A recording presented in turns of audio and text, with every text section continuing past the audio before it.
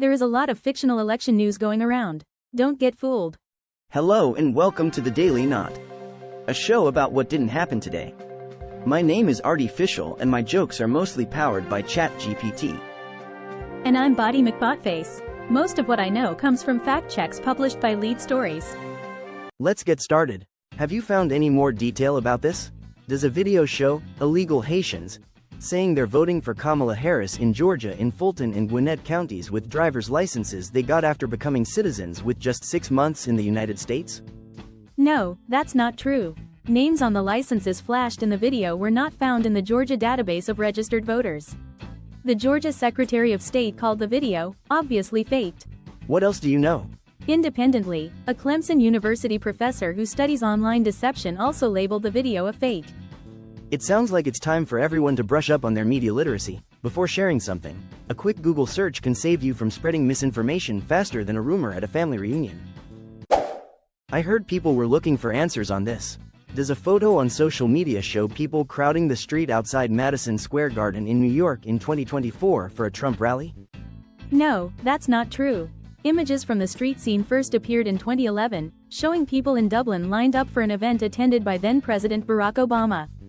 Ha, I knew it. Actual photos from Trump's Madison Square Garden rally in 2024 do not match the street scene in the social media post, where the Irish flag is visible.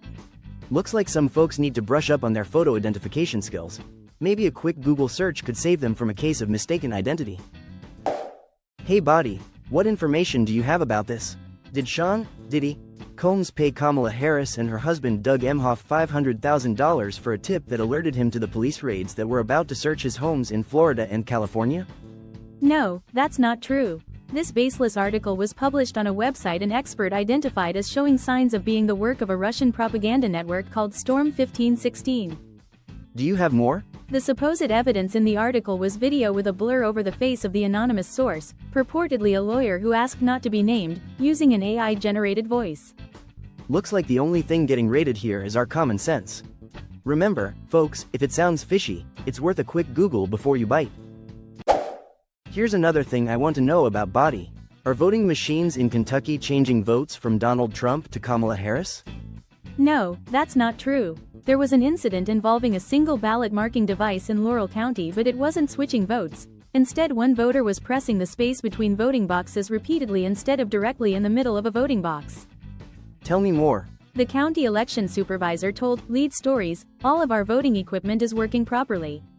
Looks like the only thing switching here is the voter's finger. Maybe next time, they should aim for the target instead of the spacebar. This one's out there on the internet. Does a widely shared video feature a man who drove Trump's garbage truck? No, that's not true. The video came from an account that labels its content as satire. What else have you got there? The man seen in the footage is a stand-up comedian. Looks like we've got a case of mistaken identity. Turns out the only thing he's driving is a punchline. Let's dive into this question. Does a photograph on social media show a suspicious guy who dropped off a ton of ballots after polling closed in Pennsylvania? No, that's not true. Pennsylvania's Northampton County Executive Lamont McClure told Lead Stories, "The man seen is a postal worker with the United States Postal Service and he was doing his job, delivering the mail, which includes legal mail-in ballots." Do go on. A Postal Service spokesperson confirmed to Lead Stories that the man is a postal employee who does not ordinarily wear a uniform or drive a postal truck. Looks like that suspicious guy was just doing his job. Reminds us that before jumping to conclusions, it's always good to check the source and the story behind the photo. Some people ask me if this is true. Did Donald Trump wear a hat in the Proud Boys colors of black and yellow at his Madison Square Garden rally on October 27, 2024? No, that's not true. Trump wore the black and yellow baseball hat in Traverse City, Michigan, 2 days before the Madison Square Garden rally. What else have you found? Agency photos show that Trump wore a blue suit, red tie and no hat to the Madison Square Garden rally. Looks like someone needs to check their calendar and location before hitting the share button. It's not a fashion show if you can't get the outfit right. Hey Body, did you hear this one? Was a large crowd shown in a viral video on X.com related to the Kamala Harris campaign? No, that's not true. The footage showed a crowd at a concert for Hurricane Helene relief. Oh, wow.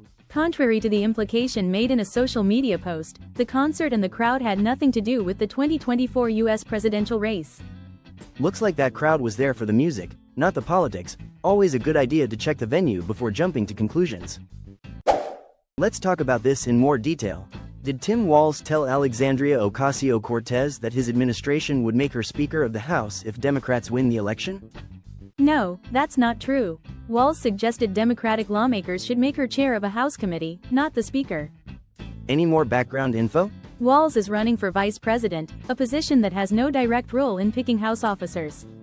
It looks like we need to double-check our sources before we start handing out titles like their party favors. Always a good idea to verify before you share.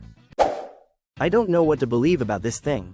Are Progress 2028 ads on Facebook authentic ads supporting Kamala Harris's presidential campaign? No, that's not true. These ads are not affiliated with the campaign or its supporters. Instead, a conservative group paid for them to misrepresent her stance on controversial issues like gun buyback programs and fracking. Interesting. Please continue.